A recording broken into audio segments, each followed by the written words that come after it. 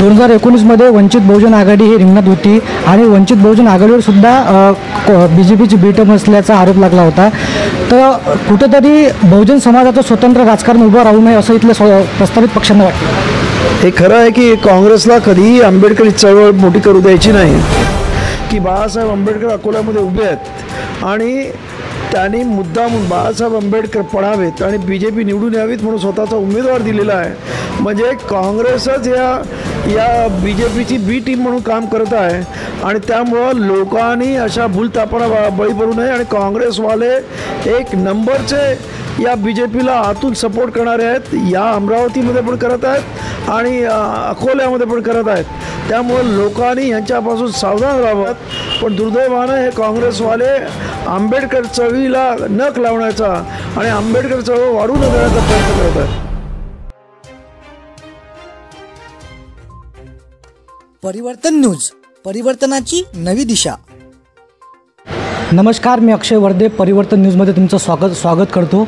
सध्या अमरावतीमध्ये चर्चा आहे ती आनंदराज आंबेडकर साहेबांच्या उमेदवारीची।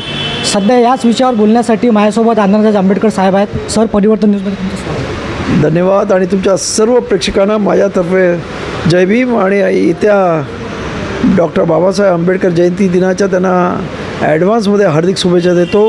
आणि कालच जे रमजान ईद झालेली आहे त्याबद्दल आमच्या मुस्लिम बांधवांना ईद मुबारक हो अशी त्यांना पण विशेष देतो। धन्यवाद। आपण सध्या निवडणूक प्रचारामध्ये उतरलेला आहात, तुम्ही जनतेमध्ये जात आहात, काय जनतेचा नेमका प्रतिसाद? जनता प्रचंड म्हणजे उत्साहाने आमचं स्वागत करते आणि लोकांमध्ये एक वेगळ्या प्रकारचा उत्साह आहे आणि मला पूर्ण खात्री आहे की यावेळेस आंबेडकर जनता एक संघ एक दिलानं माझ्या गॅस सिलेंडर या निशाणीवर मतदान करण्यासाठी अत्यंत उत्सुकता आहे। साहेब, तुम्ही उमेदवारी अर्ज दाखल केल्यानंतर काही दिवसानंतरच तुम्ही उमेदवारी अर्ज माघार घेण्याचा निर्णय घेतला होता आणि अचानक तुम्ही मुंबईला गेले, नंतर निवडणूक लढवण्याचा पुन्हा निर्णय घेतला, अशी चर्चा सुरू आहे। नेमकं काय झालं होतं तेव्हा? त्यावेळेस वंचित आघाडीने त्यांचा उमेदवार डिक्लेअर केला होता आणि त्याने तो माघार घेतला नव्हता। मी म्हटलं आंबेडकरी जी मतं आहेत ती डिवाईड होऊ नयेत माझ्यामुळं, त्यांच्यात आणि माझ्यात, आणि त्यामुळं कुठेतरी आंबेडकरी विचारांचा पराभव होऊ नये ही माझी इच्छा होती आणि त्यामुळं मी इलेक्शन न लढवण्याचं ठरवलं आणि मी निघून गेलो। पण त्यानंतर वंचित आघाडीने मला पाठिंबा दिला आणि त्याचबरोबर मी गेल्यानंतर इकडे अनेक लोकांनी म्हणजे 1000-2000 ते कमीत कमी असतील फोन रडले माझ्यावर। फोनवर काही जण तर मला सांगितलं की आम्ही आत्महत्या करू इथपर्यंत म्हणजे जनतेच्या भावना तीव्र झाल्या होत्या आणि जनतेच्या भावनाचा आदर करून म्हणून मी हे इलेक्शन लढवत आहे। तुमची उमेदवारी जाहीर झाल्यानंतर सातत्यानं काँग्रेसकडून आरोप केला जात आहे की आनंदराज आंबेडकर हे मतविभाजन करतील। काय वाटतं तुम्हाला, त्याचा नवनीत राणांना फटका बसेल असा सुद्धा, नवनीत राणांना त्याचा फायदा होईल असा सुद्धा आरोप केला जातो? खरं म्हणजे आज काँग्रेसने जो उमेदवार दिला आहे त्याच्यामुळं मला धोका निर्माण झालेला आहे, कारण माझ्याकडे MIM वंचित आहे, आमचं रिप्लेस सेना आहे, अनेक छोटे मोठे पक्ष आहेत, जेणेकरून आमचा अत्यंत जोरात खरं म्हणजे आता जी काही फाईट होणार आहे ती राणा आणि माझ्यामध्येच होणार आहे। हे खरं म्हणजे काँग्रेसचा उमेदवार आज 4 नंबरला असणार आहेत, त्यामुळं दुर्दैवानं त्याने तो माघार घ्यावा अशी आमची समाजाची पण मागणी आहे। कारण त्यामुळं माझ्या कुठेतरी विजयाला कुठेतरी गालबोट लागण्याची शक्यता आहे असं मला वाटतं आहे। 2019मध्ये वंचित बहुजन आघाडी ही रिंगणात होती आणि वंचित बहुजन आघाडीवर सुद्धा BJPची बी टर्म असल्याचा आरोप लागला होता।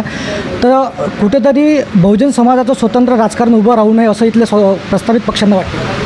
हे खरं आहे की काँग्रेसला कधीही आंबेडकरी चळवळ मोठी करू द्यायची नाही आणि आज जर हे अशा पद्धतीने बी टीमचा आरोप करत असतील तर माझा त्यांच्यावर आरोप आहे की बाळासाहेब आंबेडकर अकोल्यामध्ये उभे आहेत आणि त्यांनी मुद्दामून बाळासाहेब आंबेडकर पडावेत आणि BJP निवडून यावीत म्हणून स्वतःचा उमेदवार दिलेला आहे।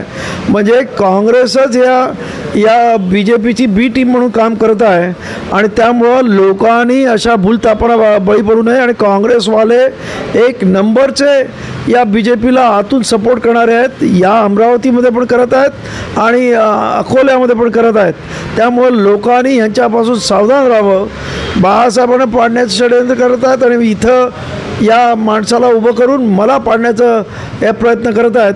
खरं म्हणजे आम्ही दोघंही विनिंग कॅन्डिडेट आहात, पण दुर्दैवानं हे काँग्रेसवाले आंबेडकर चळवळीला नख लावण्याचा आणि आंबेडकर चळवळ वाढू न देण्याचा प्रयत्न करत आहेत. साहेब, तुम्ही सध्या अमरावती लोकसभेची निवडणूक लढवत आहात. तुमच्यासमोर BJPच्या उमेदवार नवनीत राणा स्ट्रॉंग उमेदवार आहेत. एकीकडे बळवंत वानखडे जरी सिंपल उमेदवार असला, पण त्यांच्या मागे सुद्धा मोठा काँग्रेसचा वर्ग आहे. काही काँग्रेसचं काही राहिले नाही. दलित आणि मुस्लिम सर्व माझ्याकडे आले. काँग्रेस आत्तापर्यंत जगली दलित आणि मुस्लिमवर. UPमध्ये ती भुईसपाट झाली, कारण बसपाने त्यांचा जो बेस होता मुस्लिम आणि दलित काढून घेतला. काँग्रेसला तोंड दाखवायला जागा नाही, त्यामुळे काँग्रेसचे काही अस्तित्व इथं नाही. आज अकोल्यामध्ये फक्त आणि फक्त आनंदराज आंबेडकरांचं अस्तित्व आहे. 4 नंबरला उमेदवार राहणार हे सर्व जग जाहीर आहे. बळवंत वानखडे किंवा नवनीत राणांना तुम्ही आव्हान म्हणून कसं पाहता? नाही, बळवंत वानखडे माझ्यासाठी आव्हानच नाही. जे काय आहे ते राणा आणि माझ्यामध्येच फाईट होईल. त्यामुळं त्याच्याबद्दल लोकांमध्ये प्रचंड रोष आहे आणि त्यामुळं त्याचा फायदा मला मिळाल्याशिवाय राहणार नाही. सध्या निवडणूक प्रचाराचा जोर पकडलेला आहे. अनेक पक्षाच्या वतीने मोठमोठ्या रॅल्या काढल्या जात आहेत. आनंदराज आंबेडकर साहेबांच्या इकडून अशी रॅली काढल्या जाईल. काढू ना, जरूर काढू. आता आमचं कसं आहे, 14 एप्रिलचा बाबासाहेब आंबेडकर जयंती झाल्यानंतर आमची जनता जरा फ्री होईल. त्यानंतर या पद्धतीची रॅली आणि मोठ्या सभा या अमरावती लोकसभा क्षेत्रामध्ये घेण्यात येईल. वंचित बहुजन आघाडीचा तुम्हाला पाठिंबा, MIMचा पाठिंबा आहे. तुमच्या प्रचारासाठी कोण कोण नेते?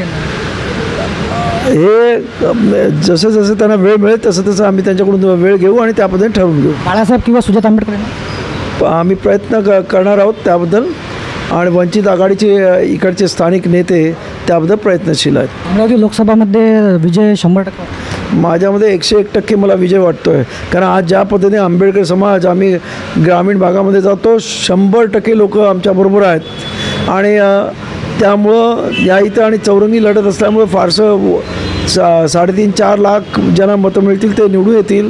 आणि ते मला सहज शक्य वाटतं, कारण मुस्लिम आणि दलितांचा प्रचंड मोठा माझ्या पाठीमागे म्हणजे लोक आज उभे राहत आहेत. आणि एक वेगळा विचार, एक वेगळं परिवर्तन या अमरावती लोकसभेमध्ये आणायचं असं या सर्व समूहाचं मत आहे. तर हे होते रिपब्लिकन सेनेचे आनंदराज आंबेडकर. सध्या अमरावती लोकसभा निवडणूक लढवत आहेत. कॅमेरा पर्सन सम्यकसोबत मी अक्षय वर्धे, परिवर्तन न्यूज, अमरावती.